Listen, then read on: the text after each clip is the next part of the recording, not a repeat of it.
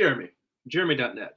I'm a comic book artist, writer, creator, self-publisher, and I share my creative process here with you on the internet.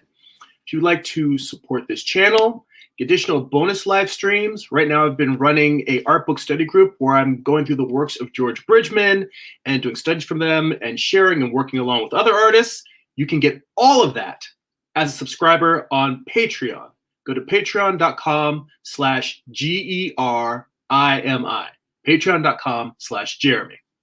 If you would like to see the best of my social media posts, artwork that I share throughout the month on Twitter, Instagram, so on and so forth, and also get little blog posts of just, extra insights into my creative process, and you also get a free comic book and other bonuses, you can go to newsletter.jeremy.net. That'll sign you up for my monthly newsletter.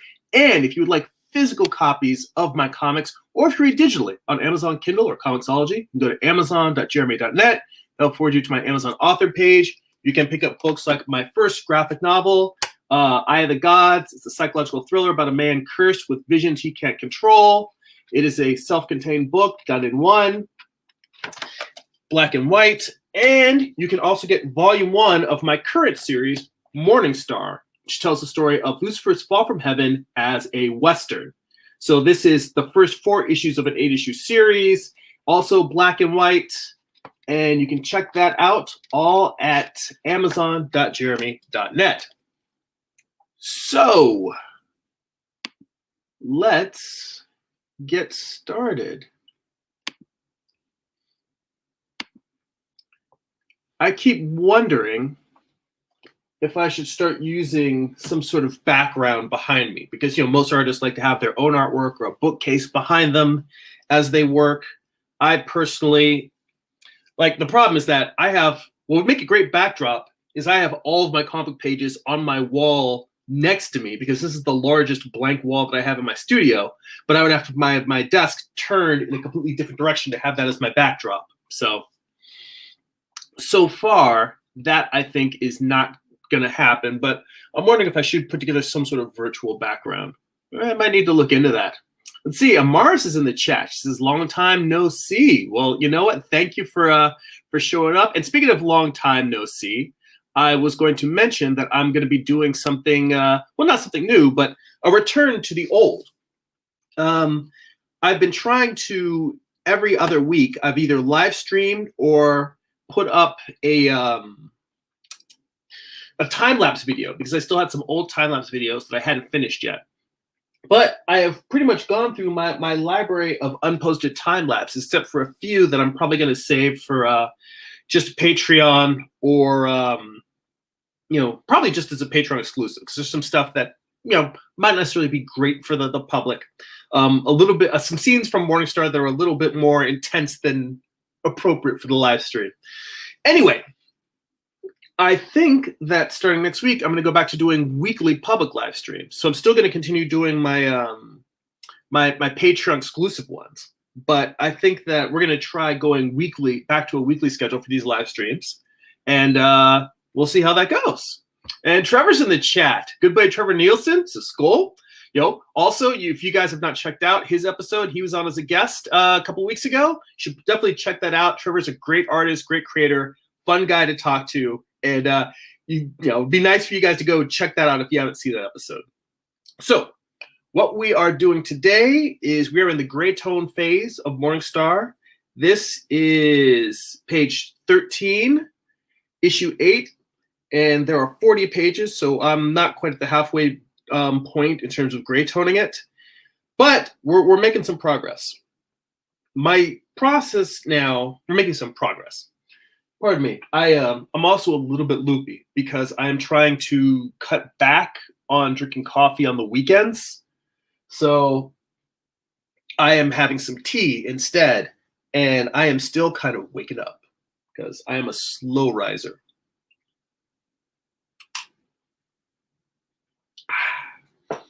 All right.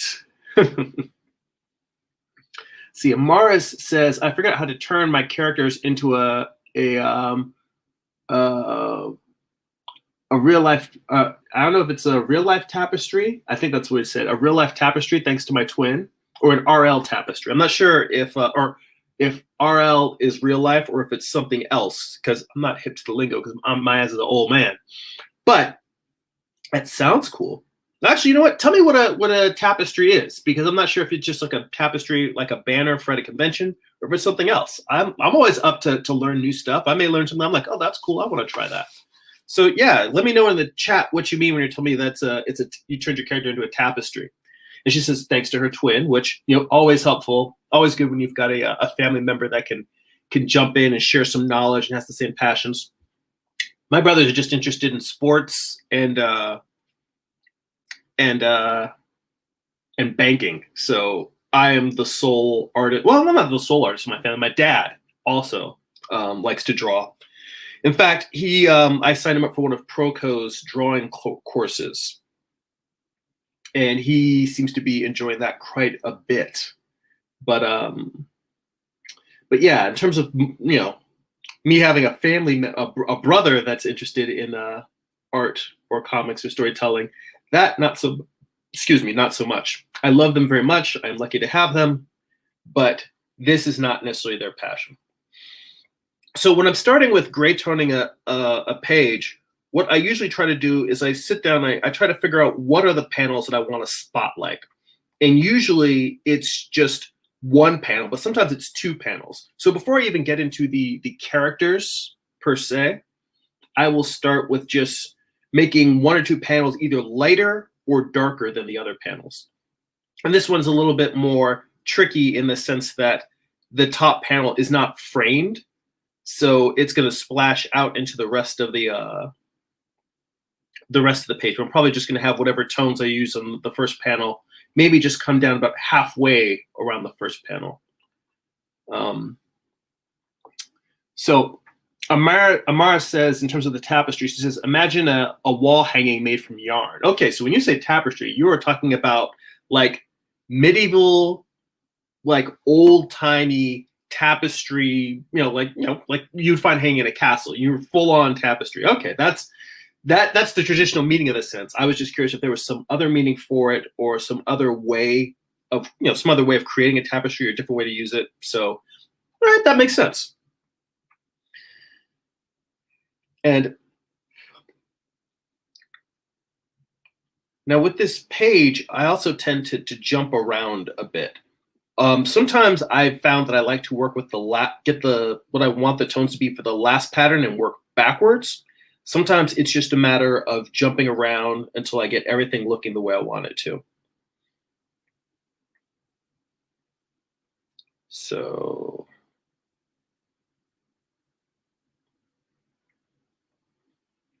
the next thing that I like to do is get a sense of lighting. Let me see. So, and I have my pages, my panels set up so that I've got a different layer for each panel, and they're all set on alpha lock. So that way I can just go in here and paint on the panel without worrying too much about screwing up, painting outside of this panel without necessarily having flats. And I do intend to make a video, because I thought that this might be useful, showing how I'm setting up my panels in Procreate, because you can't use flats. Like, that's one of the one frustrations about drawing on this program, is that I don't feel like its selection tools are accurate enough to give you what you would want, in terms of making flats in a comic page. But I've kind of come up with a system where it's a combination of, there are selections that you can save similar to flats, and then also just making the each panel that I'm working on a layer that's alpha locked. So alpha lock just means that the non-transparent pixels are locked. So anything that isn't already filled, you can't draw on. So what I do is I go in and I fill in the entire panel for each of these, so it makes it so that you can just draw only on that panel.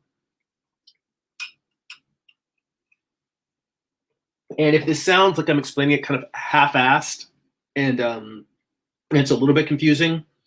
Don't worry about it because I'm not gonna do it in this live stream, but I am going to make a video just showing how I set files up in Procreate.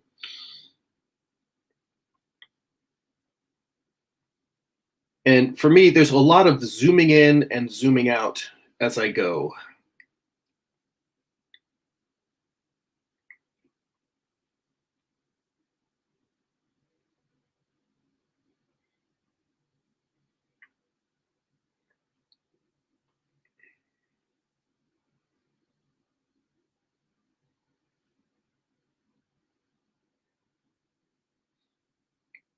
Now the lighting situation is interesting because I've been trying in the first early pages, like the first 10 pages, it's sort of like it's pre-dawn. Hang on, what's going on here? Did I not alpha lock this layer? Are none of these layers alpha locked? What the hell? This one's alpha locked. That one's not. Okay, for some reason, not all of them are alpha locked. Let me undo some of these paint strokes and lock them.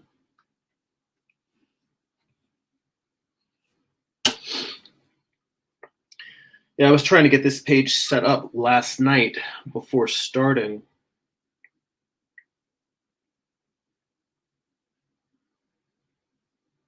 So that I could just jump into the live stream and have something to show and work on.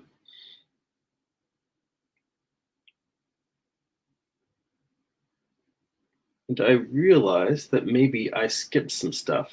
All right.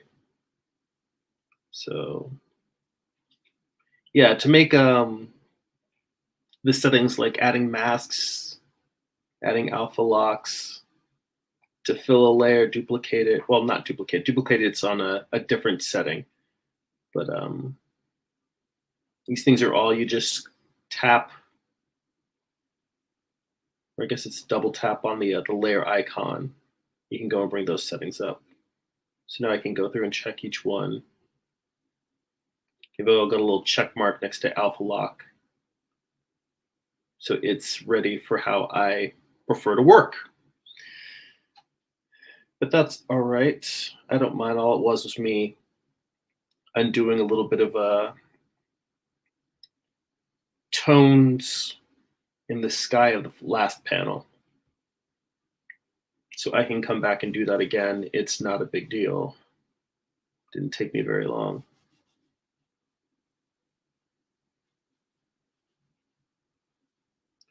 But yeah, most of this, the early parts of this page took place, or this issue took place before dawn.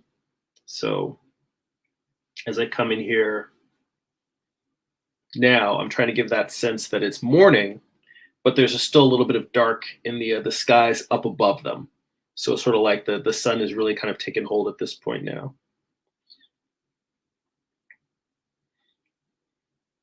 And for the process that I use, I really do find it's easier for me to work from back to front, like coloring the sky first, then the environment, then the character.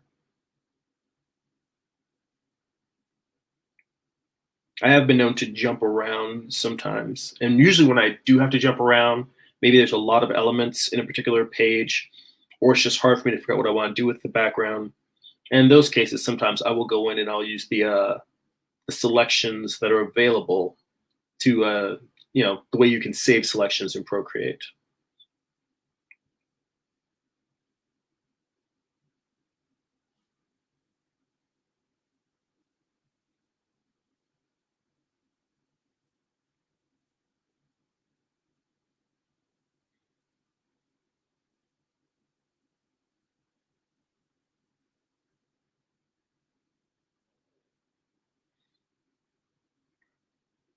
And sometimes me deciding where to put the end of the white sky versus the tone at the back, it's not even necessarily a calculated decision in terms of, well, how bright is it at this point in the morning?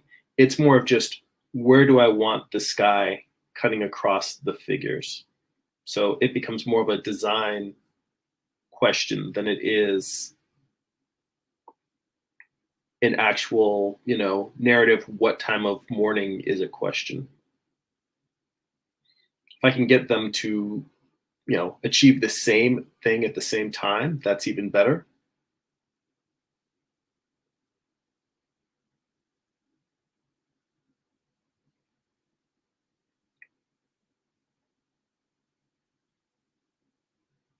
But the most important thing is just that it looks good with the characters.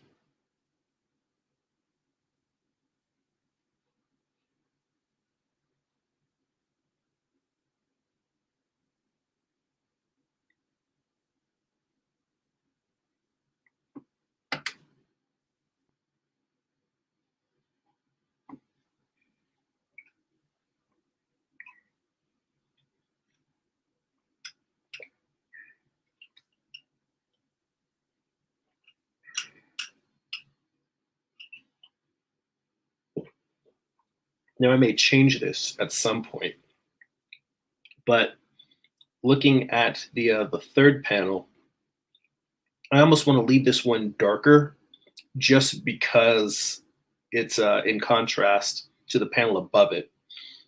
Now, this is a place where I tend to jump around, where I'm looking at how I want to create more contrast between panel 2 and panel 3. Well, basically between panels 1 and 3. Even though panel 1 is a very, very complicated scene where you can see all of these creatures running around fighting. Gabrielle is now fighting a bunch of demons on the roof of her house that, tried to sneak in and kill her in the middle of the night. But the close-up shot, which is panel 2, is the thing I really want to draw attention to, because that one, it's a medium shot. It's half of her body. It's not a full figure. It's on a close-up where it's just her head. But it's sort of like I have all this action and chaos going around her, and that's the panel I want to really want to spotlight. So from a storytelling narrative, even though I am doing black and white instead of color, I still want this one to stand out more. So I'm going to go in and for this panel, let me switch. This is what I mean when I talk about jumping around a lot, is I kind of want all of the other panels, specifically panel 2 and panel 3, to react, or I want their values to be in contrast to this one. So this one is going to be kind of like the more high contrast, more rendered panel out of the scene, out of the page.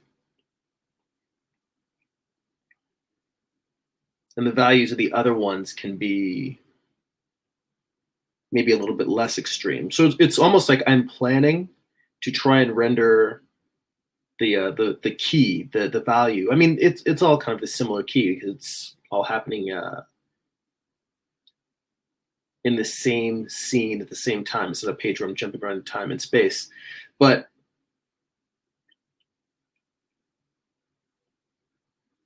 I'm almost planning to have panels, all of the other panels except for this one, be rendered to stand out a little bit less contrast. And the only other panel that would probably have the same amount of contrast will again be the last panel on the page, because those are the two most important things that are happening on this page. So those are the two panels that I want to stand out, is showing what Gabrielle is currently facing in this horde of demons, and then showing Remiel, who is a rebel archangel that has joined Lucifer's side, showing her landing now and ready to have a showdown with Gabrielle. Where all these other rebel angels and demons, she's just dispatching them left and right. It's really not a problem for her. She's got this down.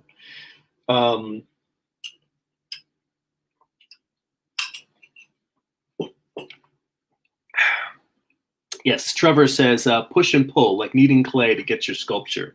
That's exactly it. And it's funny because it's very, very different from my inking phase, where I am very procedural in working my way from left to right, top to bottom. I think that's how most inkers tend to work, just because you don't want to smear the page.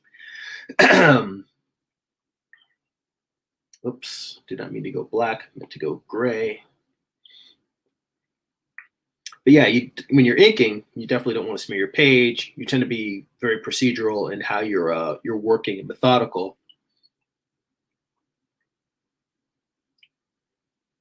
Whereas with this, I am back to thinking in a way similar to when I'm doing my thumbnails or my layouts, where I, like Trevor said, I'm sculpting the storytelling again in terms of where I want to draw your eye. Inking is a much more procedural process, even though it's probably one of the funnest processes for me. Maybe it's fun because it's procedural and I can kind of shut my brain off. Whereas with this, it's a lot more of really actively being engaged. I mean, people think of color and gray tones and rendering as kind of like, oh, well, you just knock those out. But I do not believe that at all. I think it's very crucial in terms of deciding where you want to draw the viewer's eye.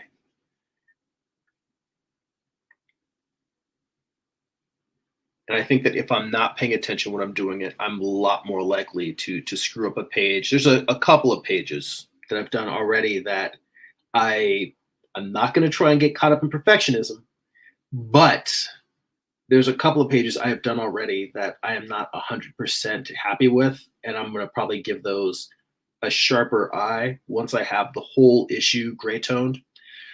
I tend to, before I send pages off to the printer, I will print them out at home, and I will just print all the pages out on my desktop printer and just look at them, look and see how they all read, look and see if there's any pages that look wonky, if there's mistakes there, things that don't make sense. And I also particularly want to look to see if there's certain tones that came out too dark. That's one of the reasons, that's how I learned that for the most part, unless it's a very specific situation, I never go more than 50% gray on my gray tones, because anything darker than that just becomes muddy and mushy in comparison to the black. So it really, anything darker than 50% gray might as well just be black. Not that there can't be that kind of subtlety of tone, but I found when I get the printed version or when I look at things just printed out on my printer, that all the tones mush together. And then I have to decide, do I either want to go with a lighter tone or do I just want to fill that with black? Maybe a very, very large dark panel or a dark figure in a panel, that I may go in with a few darker tones, which I've already done that once or twice in this issue. But beyond that, that one thing of just catching that 50% gray tends to be too dark. That's one thing that I found out just by printing out my pages. And I caught it before sending it off to the printer, then having a book that would have come back muddy. And now I realize I just need to do it with everything I do.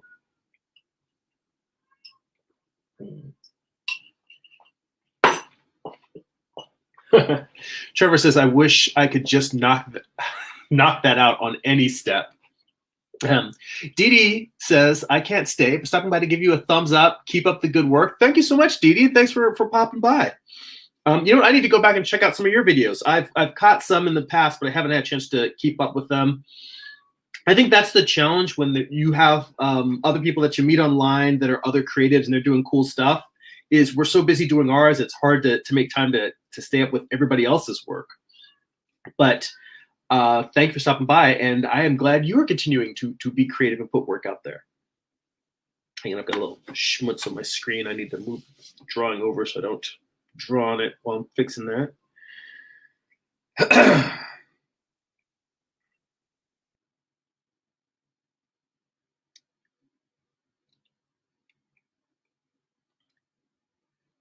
And now on this panel, I've basically got the demon in the foreground, the guy who Gabrielle just stabbed in the head in the background. and I was trying to decide whether to render both of them in flat blacks or whether not flat blacks, but in 50% gray. But I think I'm going to give the guy that's behind. See, is that lighter? Yeah. Well, maybe not light enough. The guy who's behind Gabrielle, I'm going to give him a slightly lighter gray to just knock him back a little bit.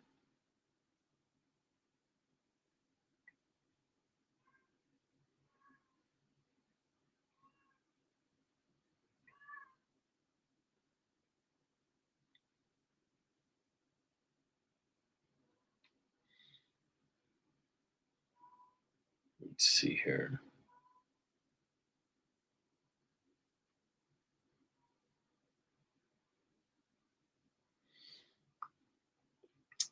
And realistically,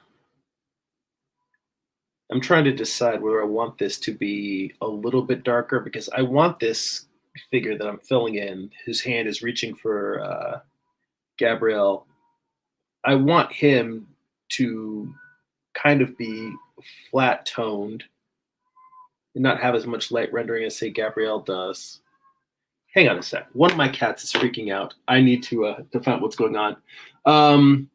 Trevor asked, what's Dede's channel? Let me see if I can pull that up in YouTube and drop it into the chat. Hang on. Monkey, come here. Come here.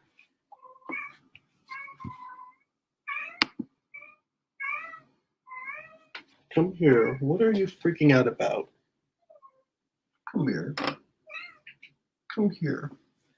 This little one is Kachu. She's named after the main character from Terry Moore's Strangers in Paradise. And she is freaking the hell out. I'm going to find Dede's channel in a sec. I needed to know whether she was hurt or sick because she's meowing like something's really, really wrong. And it turns out she walks in here into the studio with this little mouse toy. So she's upset because I'm not playing with her and I'm playing with you guys. Just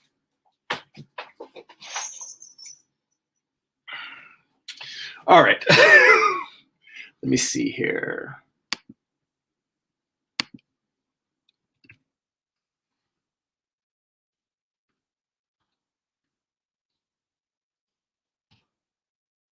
All right. Hopefully this will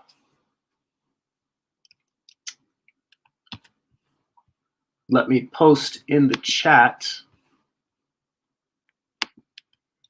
because I think it won't let anybody but me post links in the chat. So hopefully that should show up. But her YouTube channel is Inkwell or Inky Well. So if you just look her up or look up Dede Willingham on YouTube, her channel should come up. But hopefully that link that I just posted will appear in the chat. And you guys can go check out Dede's page and all of her cool works. And thank you for asking, Trevor. And hey, Amar's here. Amar's in the chat. He says, my cat is just a little knucklehead. See, my cat's old enough to know better. She's like 6 now. And it is weird because, animals, we like to treat them like they're our kids. We know that, they're not the same as real human children, but sometimes like our cats fuss like the way a baby does. Like she refused, this Kachu particularly woke us up this morning, even though it's Sunday, it's one of our few days of the week to sleep in, but she woke us up early in the morning, got up, fed her, went back to bed. She refused to let my wife sleep, so my wife got up with her. I got up to live stream and she was still just running around, acting the fool. And now she's just here yowling her head off because she wants to play. So, which I guess is not such a horrible thing. I mean, if an animal's upset because you're not playing with it enough, it's like, hey, she actually just wants to engage, to hang out, to have some fun. I get that.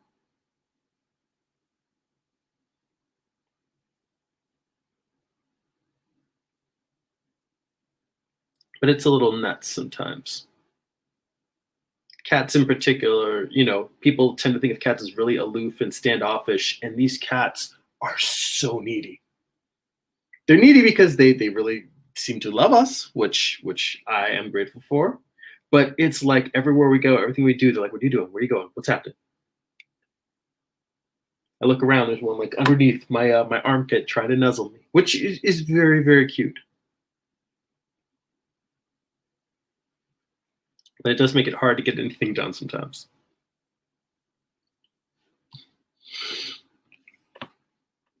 Yeah, Trevor went over to Dede's channel. He's on it, and Amar says, "Never have I had a vain narcissistic cat. Said I had a cat before this one for 21 years. She was just a sweetheart, always mindful and very smart until the end."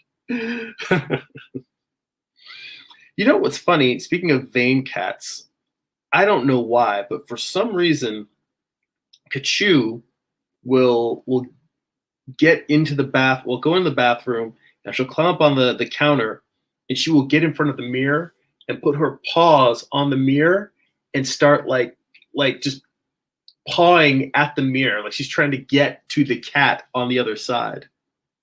And I'm like, that's not another cat. That's you. That's you, silly.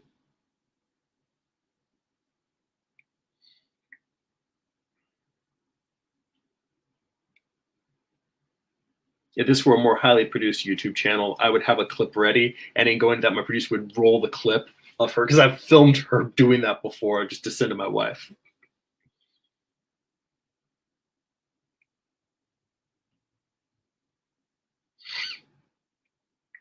Let's see here. Amar says that the cat I have now is about 6 to 8 months. He never or barely meows and follows me everywhere. Well, that is cute.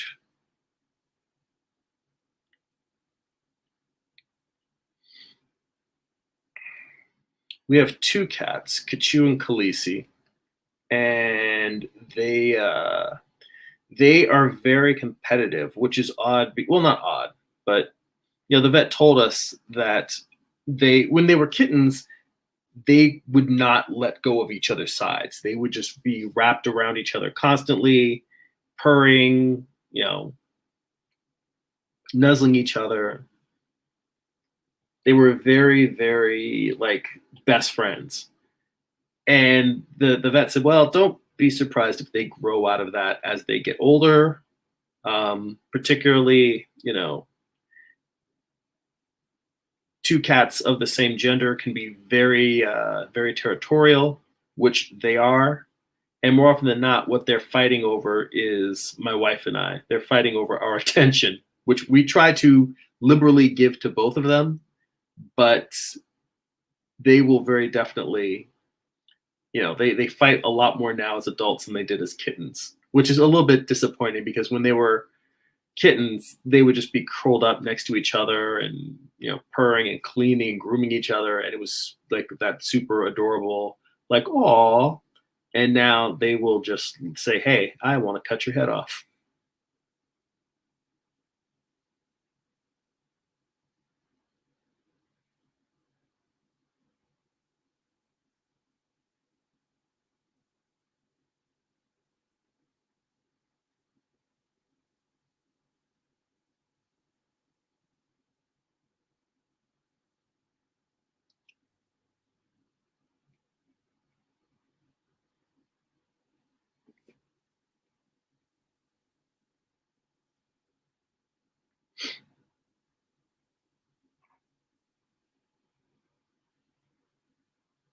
Let's see here.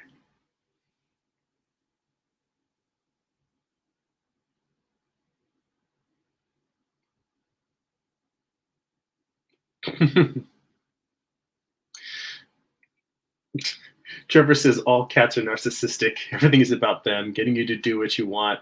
Hence, no cats in the Nielsen household. We're a dog house. Amar says, I only know of narcissistic animals, just especially everyone else, just people. Especially now, everyone else is glued to their phones. Now people have to take selfies and go live everywhere. He says, I had a cat for 21 years. She was never narcissistic. If you use that logic, all pets do that. That's not narcissism. You know what's funny is prior to us getting married, like I love dogs and I've had dogs. It's one of those things where my wife and I are the same in the sense that we both love animals, period. My wife loves rabbits. We are afraid to get one because we feel like the cats would terrorize them. Like we both love animals, but I tended to be more of a cat person. My wife loves all animals, but tends to be a dog person. But she had never had a cat of her own. Her sister had cats growing up, and her mom had a cat, but she never had her own cat. So she didn't really, she just hadn't bonded with cats the way she has with the ones we have now. And it was funny because also before we had gotten married, she had 4 dogs, and I loved all those dogs. They were all sweethearts. She had 3 dachshunds and one rescue mix. And honestly, the rescue mix was the one who seemed to bond with me the most. Like he would just follow me around and just, lay his head in my lap, whatever I was doing. So for us, it's never been a cats versus dogs thing. But in an ideal world, we would have gotten.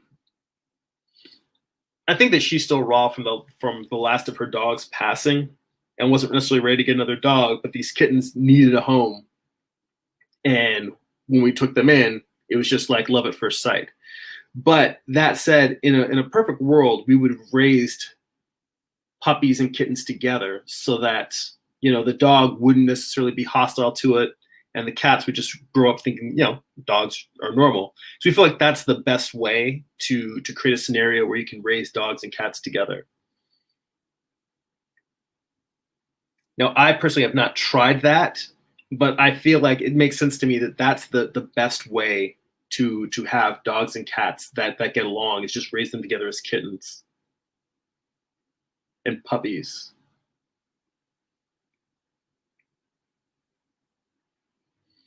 I do not want to touch off a cats versus dogs war on this channel, because in the end, a war between cats and dogs, we all lose because they're all beautiful animals.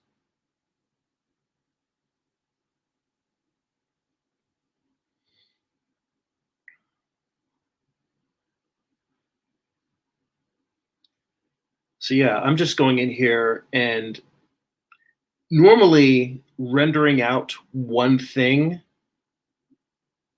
with a lot of detail. And mind you, when I say a lot of detail, my artwork isn't particularly detailed, so that's a relative term. But rendering one piece out to a level of what I would consider it's finished is not something that I usually do. What I like to do is try to render everything in passes, but that's more in ink and in drawing. When it comes to coloring, I feel like I get one piece that I feel, okay, this panel is done, and this is what I want the standard for the page to look like. And then I decide what panels I want equal levels of rendering or less level of rendering. Because for a lot of these other panels, it can just be a flat colored silhouette behind the ink work. It doesn't necessarily need to have even the level of rendering that I've placed here.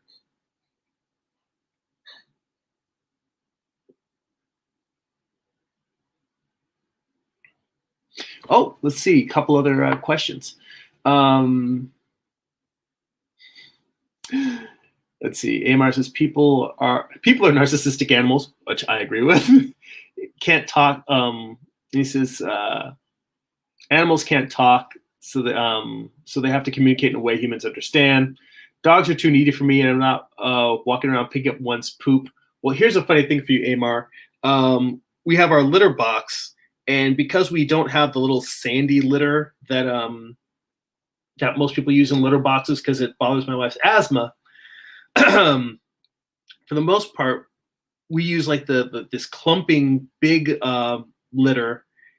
And if we use the scoop, we don't have to scoop a whole ton of it out every time. So what we ended up doing is we just use poop bags the way that people do when they pick up after their dogs. We use the poop bag, we reach into the litter, grab up a bunch of litter that includes the poop, just wrap it up, and then we actually toss into a diaper bin and we empty that a couple times a week. So we pick up poop just like people pick up after their dogs, except we do it with cats. So, and I mean, I got that from having had, helping taking care of other people's dogs, is just getting used to picking up after dogs. And yeah, it seems gross at first, but after a while, you really do get used to it, and it is not a big deal. Or at least it hasn't been for me. Like, I very much had the attitude of, oh, that's gross, I'm never doing that, to now it's just like, whatever. Let's see. Gaming Artist is in the chat. He says, hi, do you remember me? I haven't been here in a while. I do remember you. I can't remember the last question that you asked, but I do remember your name and your icon, and I'm glad that you're back. I am now working on gray tones for the final issue of my comic Morningstar. This is page 13. Let's see here. Amar says, pets can be, in general, but based on my experience, cats you can leave for more than a... I don't know. It says you can leave for more than a week without worry. I don't know if I would leave a cat. Well, first off, I would have to have somebody coming to check and feed them. So they definitely can't go without food and water for a week. But we have found that when we go away, if we occasionally have trips, our sister-in-law will come, my sister-in-law will come and feed and take care of the cats. But when we come back, they are highly upset that we have been gone. What I'm saying is that all of the things that you say I agree with, but I will tell you that our particular cats are the antithesis of most cats, and our cats are very, very needy. We can't leave them alone. Like, this whole conversation started because the cat is upset that I'm sitting here drawing and talking to you guys instead of playing with her. And that is par for the course in her behavior. Kachu particularly is extremely needy.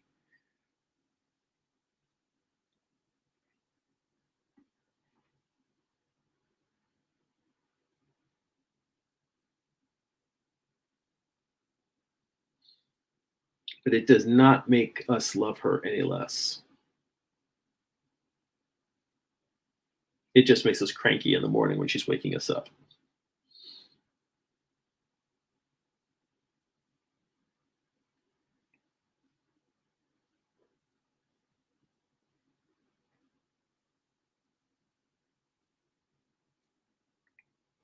All right. So I thought about making the teeth lighter on this this demon that's in the foreground.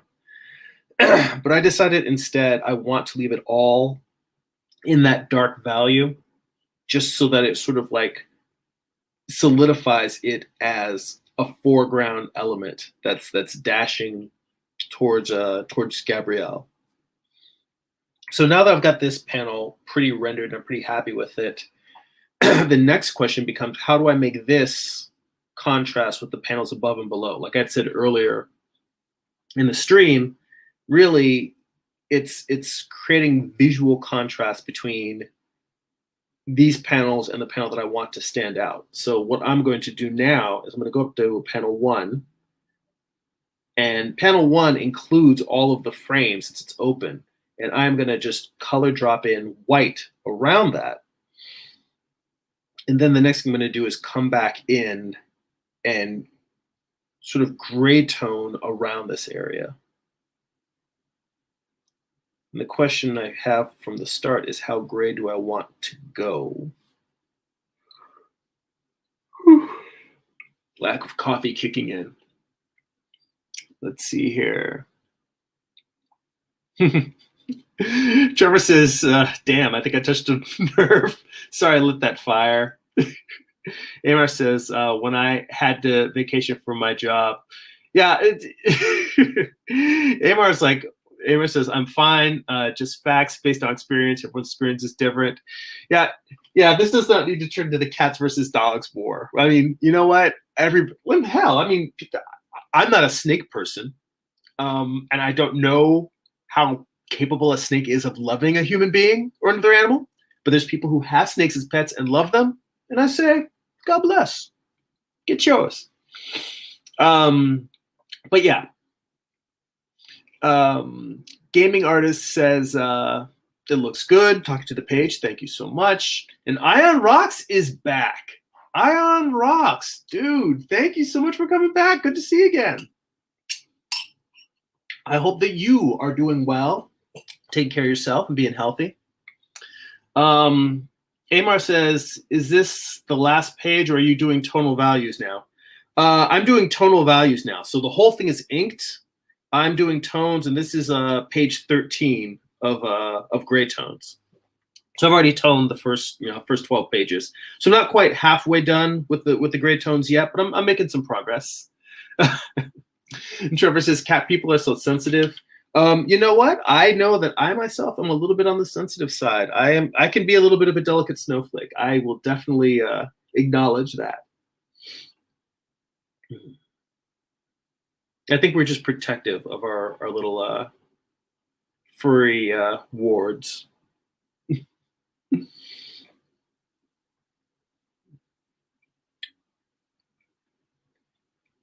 If you guys want to continue talking cats versus dogs in the chat, you're welcome to. I'm not going to comment on that stuff anymore. I'm going to focus on the artwork here. So if anyone has any comments that are art related, feel free to throw them out there. Or if you have any questions about what I am doing or working in Procreate, which I have not mastered yet, but I definitely feel like I've made a lot of progress.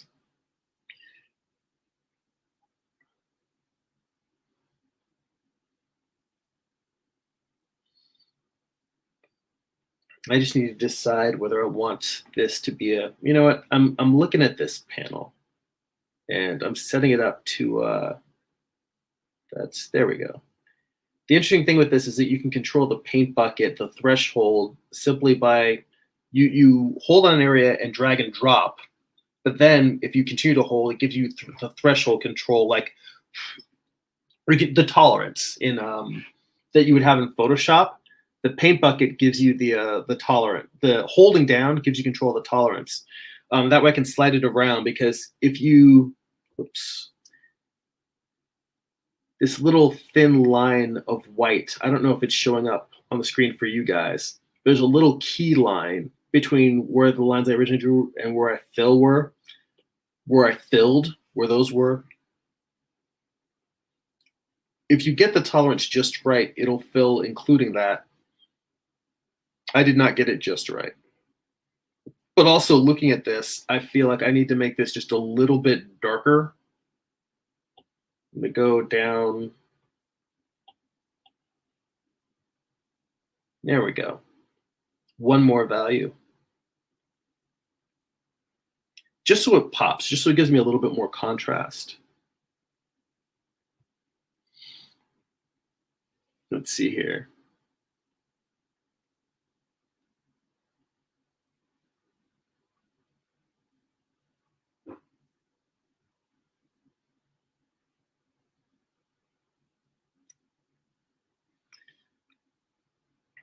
No, actually, yeah. See, that's the challenge. I started going in there and filling in. I could just use a gradient and softly paint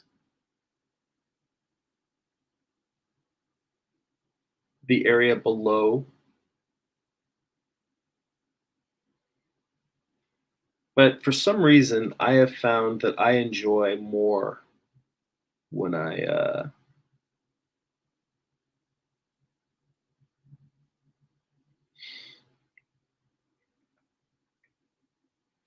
instead of doing gradients, I've just been doing shapes and smaller shapes to indicate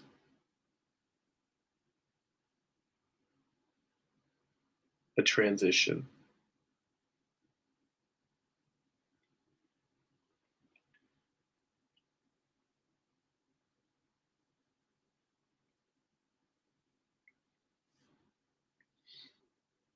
But on the building up here, I realized that I need to cut this down a little bit more so it follows the path of the roof line. Now, a lot of this stuff that's off to the left and right, I have extra margin on my page so that I can repost it, not repost it, but so I can format it both for single comic book issues and as well the digest size that I tend to print at. So I'm going out well past what should be visible on the screen, or what should be visible on the final printed page in the trade edition.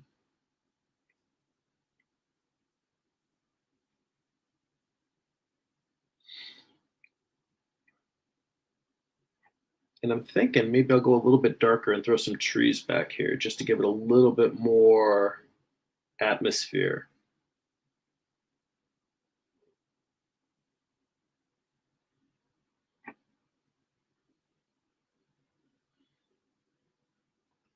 A little bit of a blobby shape, and I'll come in with a slightly smaller brush and just refine that. So I'm just trying to get the general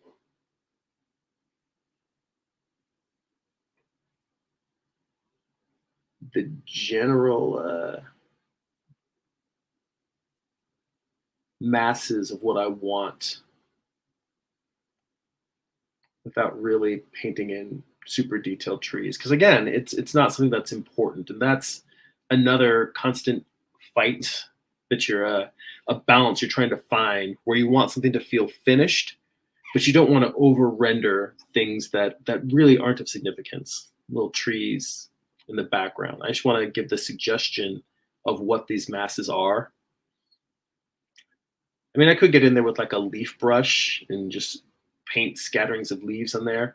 I don't think that that's necessary, and I've never been really a nature brush type. Who knows? I mean, it might be a time saver. I'm curious if, with you guys, do you ever use like leaf brushes or water brushes in your Photoshop or digital rendering of stuff, just to throw in that that sense of a pattern or a texture? I don't think that it's necessarily good or bad, but I think that it takes a little bit of practice using it to try and not make it look stock, to not make it look to not make it look like it was just pasted in, and to have it really like meld with whatever your actual art style is. Like for me, just going in and some scribbly lines on top that have that shrubbery feel, and then also adding a few more within the mass of the trees. That to me gives me the sense of, okay, there's trees around in the background. And that's all I want. That's all I need. Let's see here. Ian Rock says, I love the comics page in Procreate. I spent a lot of time using it, but what you're doing here looks incredible. Thank you so much. I'm very happy to hear that. Again, most of this is all the gray tones, because let me unlock this. The actual artwork is still, let me zoom out real quick. Yeah, so I'm still, doing traditional inks on 11x17 Bristol, scanning these in. And so this is all just the gray tones that I'm doing now. And now I have to go back and set it back to multiply. And then I have to lock this layer again, so I make sure I don't accidentally draw on that layer while I'm going. But I am glad that the Procreate tones are melding well with the line work. I was actually going and pulling some books to look at, some manga actually, because manga tends to be black and white. See right there, if I had not locked that layer, I would have started coloring on the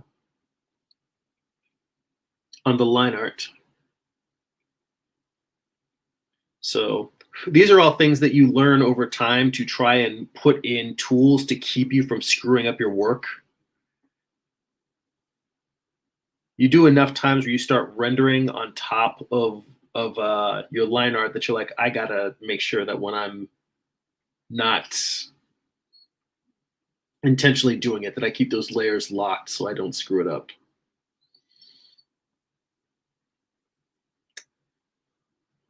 Experience is a cruel but effective teacher.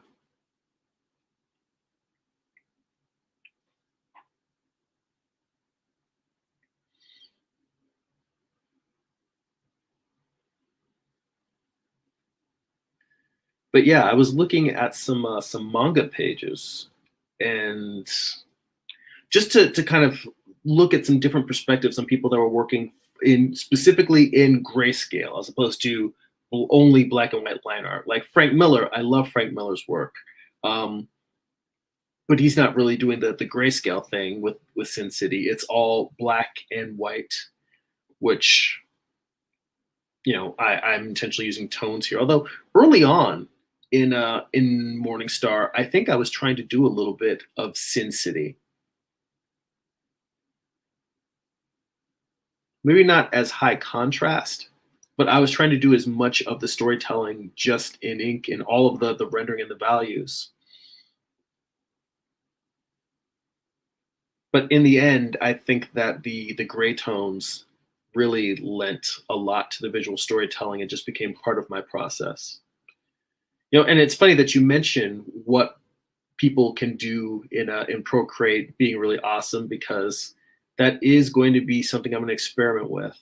And I've said it before, I'll say it again. I'm not leaving traditional pen and ink behind or brush and ink, but I am going to try making a whole comic in Procreate just to see what happens. I want to see how it changes my workflow, how it makes me think about it.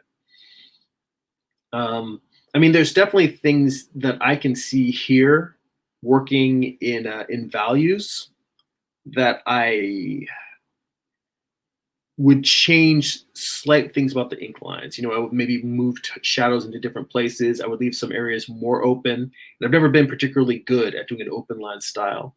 And I think that working digitally where I can very much slap tone in and slapping in makes it sound like I'm really not paying it much consideration. But the fact that I can put tone in at an early stage enough that I can decide I can increase the interplay between the line art and the tonal values at an earlier stage versus doing it at the end like I'm doing it now.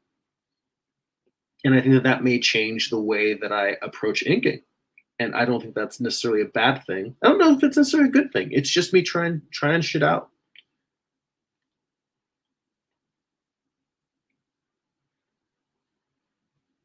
You got to keep it fresh. You got to keep it interesting. If you don't experiment, I don't think you grow as an artist. And that's something that, it's not a debate, but a conversation I've had with my buddy Carl Altstetter a lot, in that he has noted accurately, and I've mentioned this before in live stream, that I do tend to tweak my creative process a lot. Like every year I come up with something new that I'm trying, and I'm like, hey man, I'm going to try making my comments like this. Hey man, I'm going to try making my comments like that. At a certain point, he's like, dude, just get really good at doing it one way for a long time. You keep talking about how you're not as fast as you would like to be. Well, maybe if you just worked the exact same way and perfected that method, you might get a little faster. And he has a point. He does. I can't say he doesn't have a point. Now, whether that point that point has not stopped me from continuing to experiment, as I've told you, but I think at least acknowledging that someone is telling you maybe you should try looking at things and approaching things a different way, acknowledging that truth is the first step to being open to doing things in a different way, which in this case would be doing things in the same way. So I do think it's important to acknowledge those kind of things.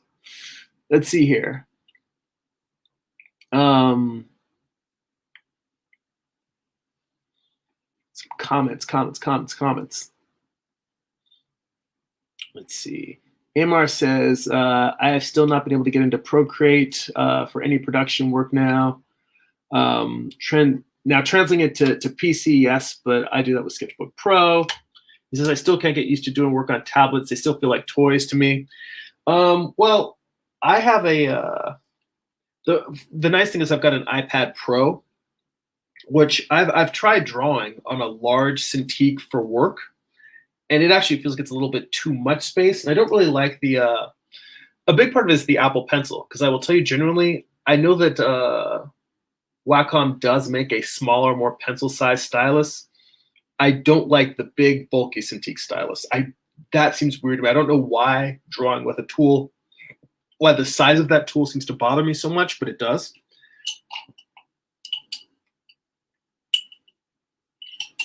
Pardon me, I'm drinking tea and I'm drinking through a straw so my teeth don't turn yellow or more yellow.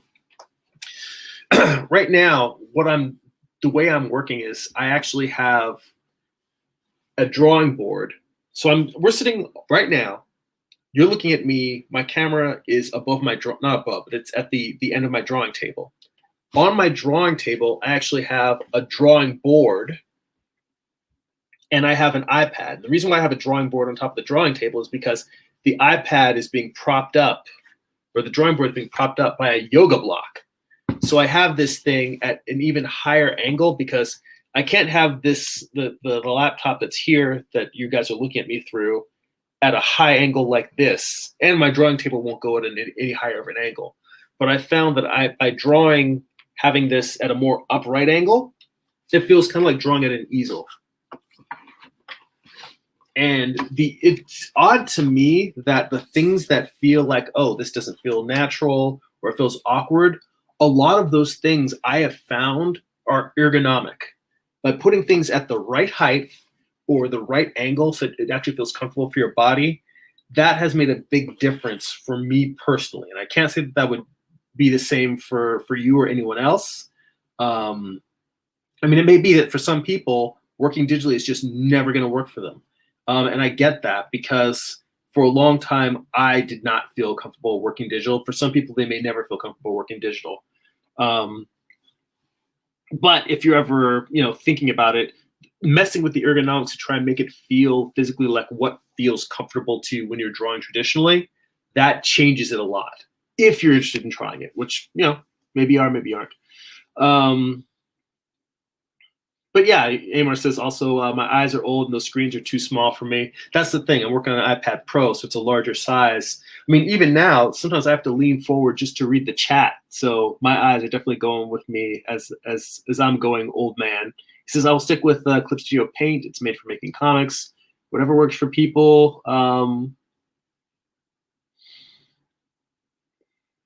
Whatever works for people and can work on a screen that small.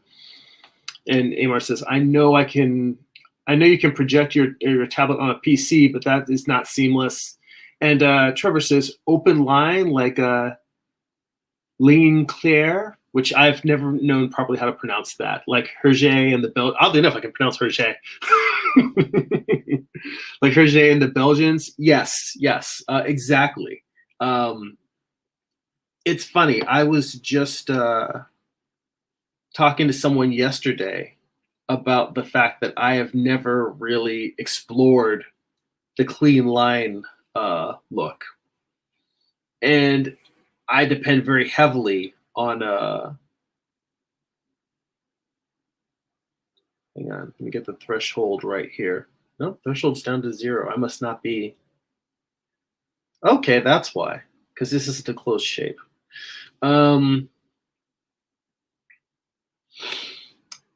Yes, I have not really, I've never really spent a lot of time doing open line work.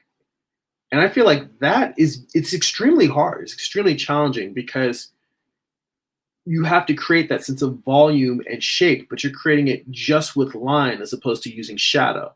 Now that doesn't mean that, obviously a lot of clean line, open line work, the shadows and the values are often handled by the colorist. But in that line art stage, I feel like it's very challenging to get it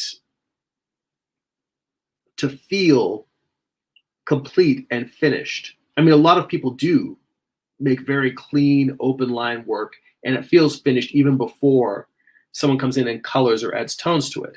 But that thing that people who accomplish that do is something that I find very challenging, and I'm not gonna lie, I've been kind of intimidated by it. But working digitally gives me a chance to really experiment with it, and I'm looking at trying it. So, and I think that digital will make me. That's the thing about working digital, is that it makes me feel more comfortable with trying things that I'm uncomfortable with. That ability to manipulate and create duplicate layers, and it's the ability to in a very quick time, not quick time, the software, but in a rapid pace to try a few different executions of the same concept to see, oh, wait, well, this didn't work. Maybe if I try this, oh, wait, if I combine these two ideas and throw in this other thing from there, digitally, that mix and match seems to happen quicker than when you have a scrap of Bristol board and you test a few different rendering experiments. I mean, those things can all be done traditionally as well. But working digitally, it feels like it's a safety net to just try a bunch of stuff and see what does and doesn't work. Let's see, I see Fry in the chat says, I just started studying some anatomy, some Bridgman actually, for some time, and I didn't know how to properly use his blockish anatomy. He says, but I found one of your streams and started looking at it another way, so thanks. Well, you know what, Fry? Thank you. I'm glad that I was helpful and useful to you. I've been doing Patreon exclusive live streams where we're going really in depth and we're going through, what is the book?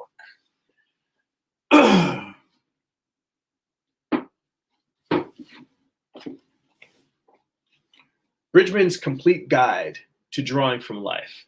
So we've been going through this book page by page, and we're only on like page 39 on it. And sometimes I'll end up spending a whole hour just on like 2 pages of it. But it's like doing studies. Basically what I'm doing is I'm redrawing the book. So I'm copying every drawing in the book, and I'm documenting my observations, what I learned about Bridgman, what I learned about the specific area that he's teaching or explaining there. Because I've found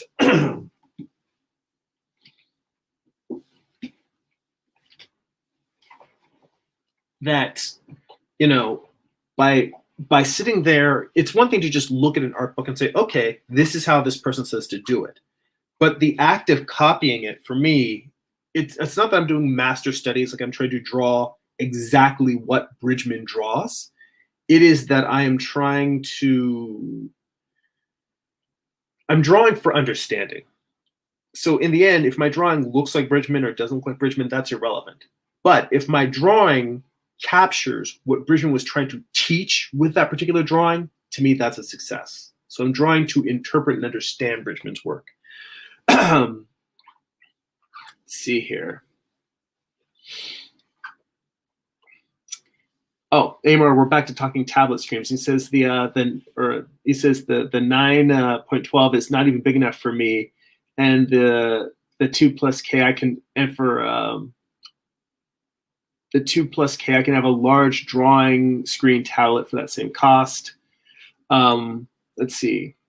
Trevor says that's an excellent book, which I agree. Fry says, I only have constructive anatomy, though I wanted to buy the human machine.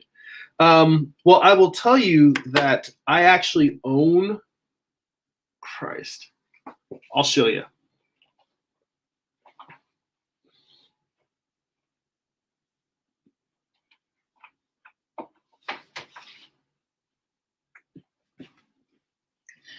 I have multiple bookshelves in my studio, and I've been promising my patrons for a while now to do a, because I've got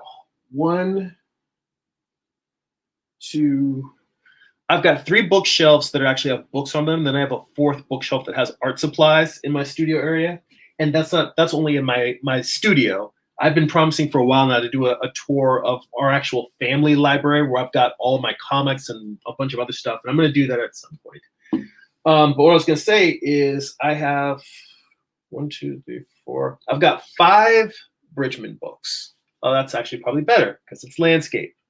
And you probably can't see it anyway because it's all tiny. Go to solo layout. So I've got constructive anatomy, the human machine, Bridgman's life drawing, heads, features, and faces. And that other light skinny one is the, what is this?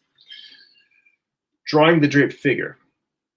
And when I decided that I was going to do the art book study group, I thought I didn't want a bunch of people having to chase down the books that I have just so that they could follow along with me. And most people tend to have that one big book, the complete guide.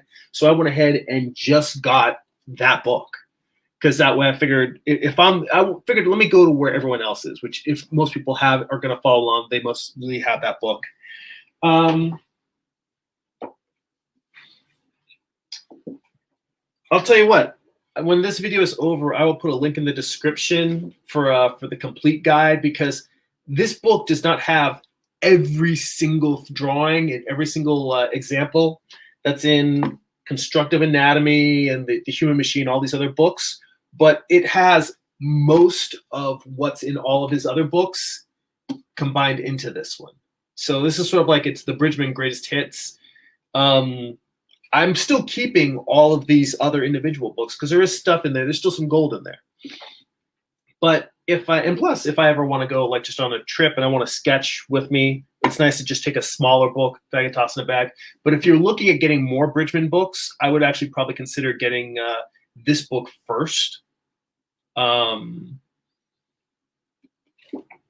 because I mean, this book will cover most of what's in all of his books. So I would actually say this is, if you're on a budget, get this. If you really want to have all of the individual books, I'm not going to say don't get them. Get them. I mean, I have them, and I still value them. I'm not getting rid of them. But you know, just letting you know. I'll put a link in the description for this video afterwards. It'll be an Amazon affiliate link, because I think there's a law whenever I have an affiliate link, I have to tell people it's an affiliate link.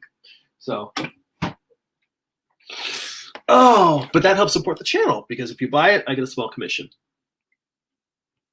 Let's see here. Fry also says, I have the Atlas of Human Anatomy for Artists, but didn't study it yet. I also didn't know about the complete guide with 1,000 drawings. Hang on, my screen is going. Let me go back out of the soul. You know, I just realized we're already about an hour and 10 minutes into this live stream. Just to let you know, I'm going to draw for another few minutes, 5 or 10 minutes. I'm just going to basically come to a good stopping point on this page, and then we're going to wrap up the stream for this week. So if you have any other questions, feel free to drop them in now, because we're wrapping it up. I also have the Atlas of Human Anatomy. The Atlas of Human Anatomy for Artists by Stephen Rogers Peck. This one is another good go-to. This book was recommended by my figure drawing instructor, Carl Ganas. Not my instructor, but a great instructor who I've studied with for many years. He recommended it a lot. Most of the great art books that I have been recommendations from him. So this book is another great recommendation.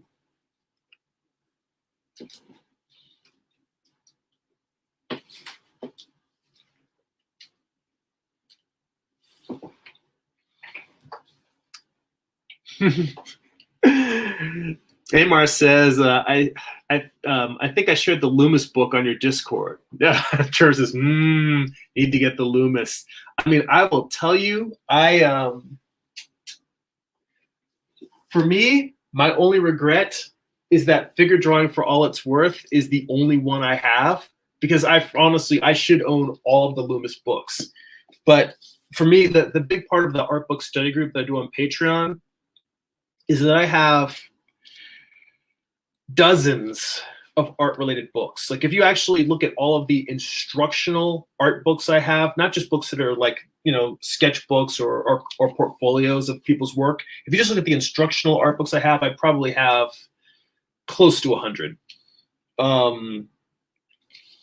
right, maybe 50. No, actually, no, really. If you include comic instructional books, definitely more than 50, probably closer to 100 than 50. But out of those, how many have actually sat down and really studied? And the truth is it's only been a handful. So my whole goal has been to go through all of my books and just start. I picked, we'd start with Walt Reed's The Figure, which I actually really enjoy. But we got some requests from people that were on the Patreon. There were Patreon subscribers that wanted me to do Bridgman. So I switched to Bridgman. But my goal is just to sit down and study all these. And I found that we have this, I don't know if you guys feel the same way. You guys tell me. When you see an art book that has a skill or it teaches you a certain style or rendering or something you want to learn about art, you feel like, oh, I want to learn that. I want to buy the book. when you buy the book, it gives you the satisfaction of, oh, I've taken the step of starting to learn this, and then you never open the book. And that's what I'm trying to defeat, because I feel like that. Like, I've bought a bunch of books and I fool myself into thinking I know how to do this because I own the books on it, but I never learn how to do the things because I never study them.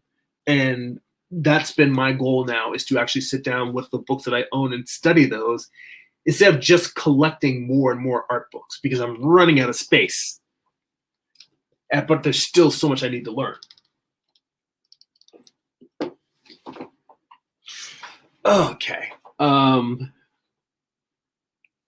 see here. Some more comments in the chat there. Amar says that some of those Bridgman Loomis books you can find online. Trevor says, my complaint is Bridgman has gone in and out of print in the past. It seems to be steady now, so get while the getting's good. Yeah, that's very true. That was the reason why I had those Dover books. So I had the whole set. I don't think that's every. There might be one or two more Dover books, the small books, besides the ones that I have. But I think I got almost all of. I got all the ones that were everything I wanted to learn. I don't have the Book of 100 Hands. That's the book that I need. But that said, yeah. Now that I think that this collected edition, this big one that I have, is the one that's probably going to stay in print for a while. At least I hope.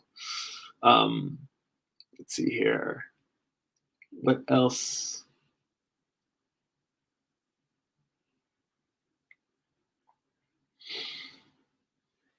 Oop. My iPad keeps shutting off. It means I'm not drawing. Let's see.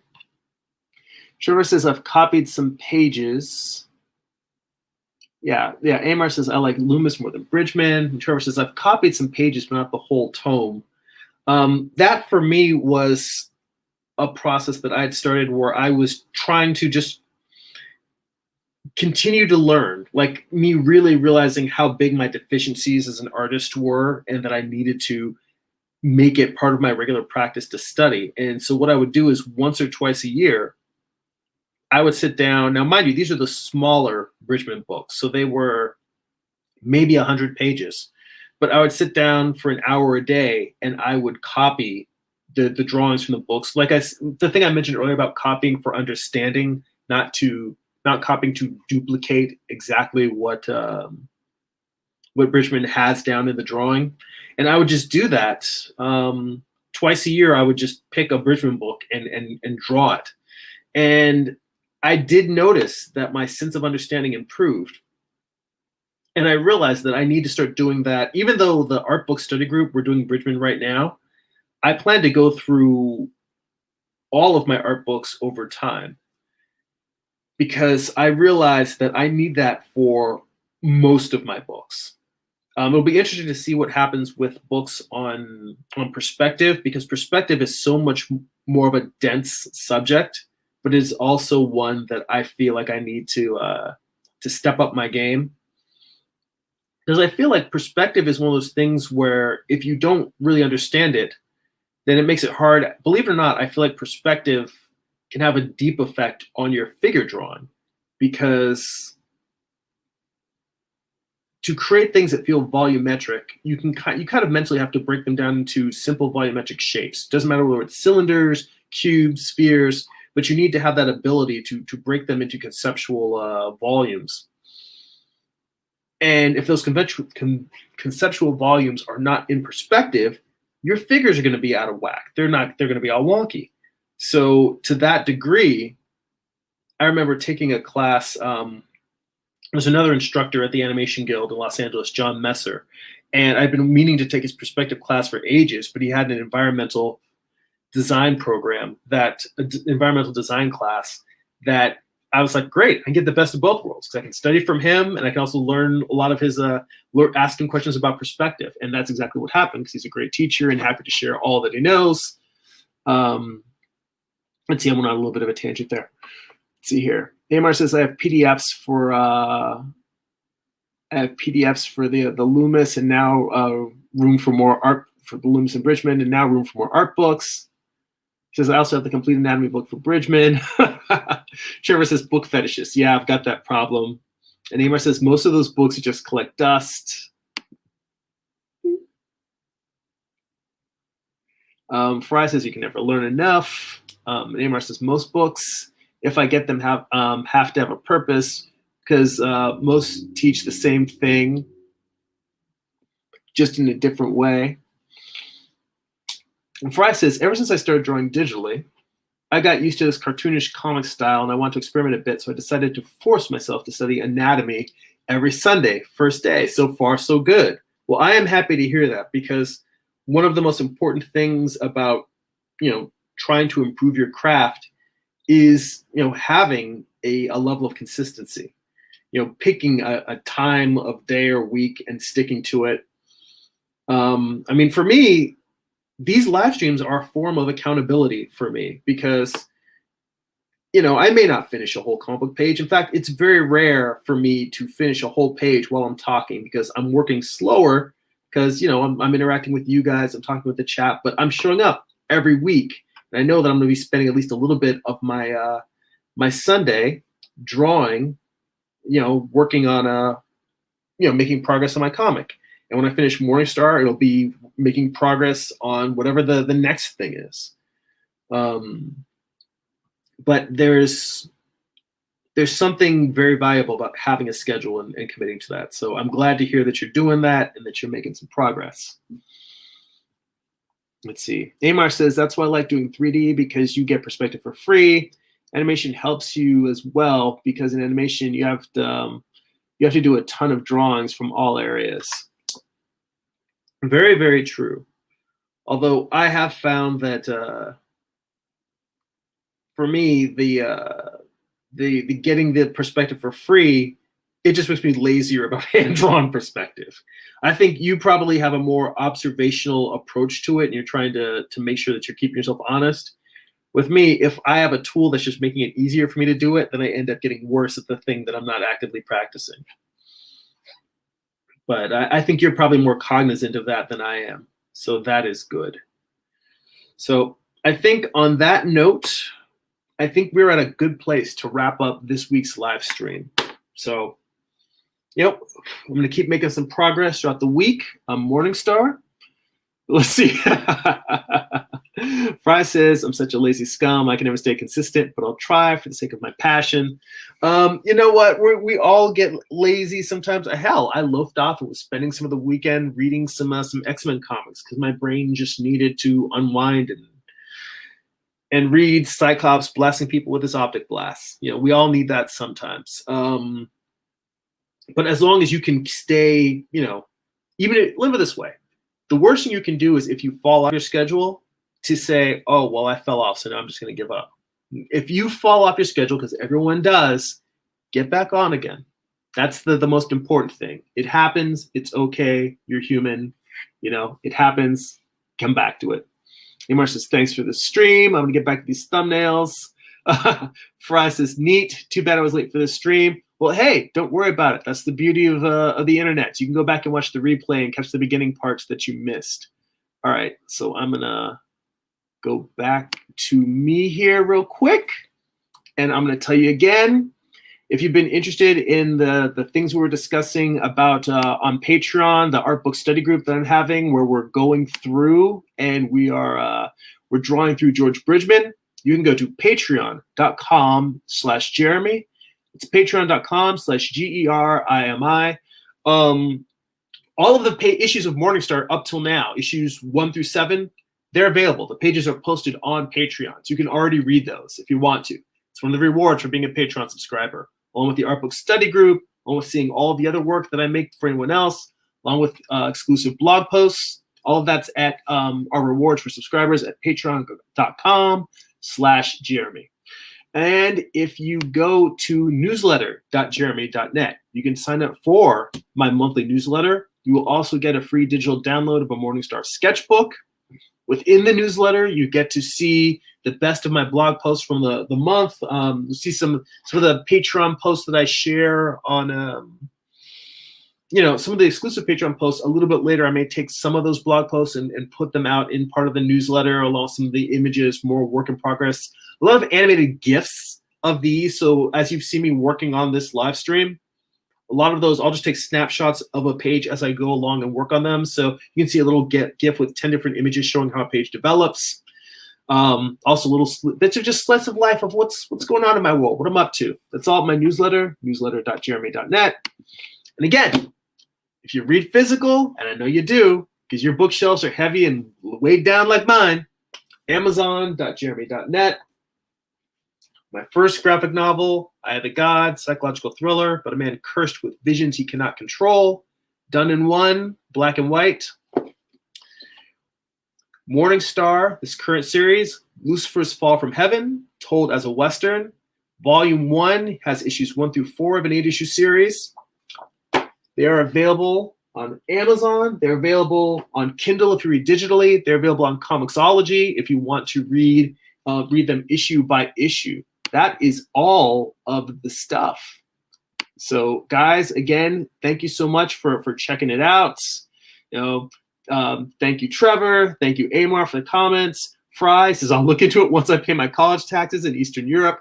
Pay those bills, get that education. That is primary. Check that out first. Do all that. We'll always be here on the live streams. You can always come back and chat, hang out. Guys, everyone who watched in the past, anyone who's watching in the future, thank you for watching. If you're not subscribed, subscribe to the channel. If you enjoy these videos, think they're interesting, if you know other people that you think might like them, please share them. I'm always looking to grow my channel and welcome new people in, get more of an audience, so I can share my process with more of the rest of the world. So that's it for now. Thank you so much. Go be creative.